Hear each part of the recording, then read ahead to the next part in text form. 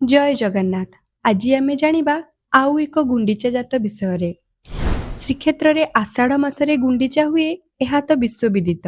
हेले आश्विन मासरे मध्य प्रभुंक आउ एक गुंडीचा जात हुए अनुष्ठित। एइथर भी प्रभु मंदिर बाहरी आसंती। हेले प्रभुंक मूल स्वरूप रे नुहे बाल पुरुषोत्तम कुनी जगन्नाथ प्रतिमा रे रथरे नुहे सेई नाली हलदिया रंगर विमान रे बड़ भाई बलभद्र आउ सुभद्रा को संगरे नहीं नुहे माँ विमला को नहीं करती जात। दिने जाई दिने फेरती एथरक ठाकुर 8 दिन जाए नीति जाती और फेरती। माउसी माँ घर पोड़पिठा खाइला परी घसा जल ग्रहण करती निज थकार अवसान पाई।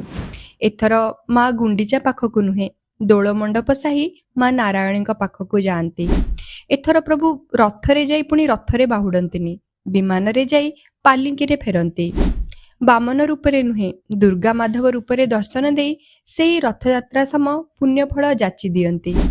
माँ को नहीं एई जात शारदीय नवरात्रि समय अनुष्ठित हेउथिबारु एहाकु शाक्त गुंडीचा कुहा जाए। प्रभु माँ को नहीं जाती समस्त घंट घंटा बाद्य ताल सहित हेले फेरती एकांतरे, तेणु एहाकु गुप्त गुंडीचा मध्य कुहा जाए।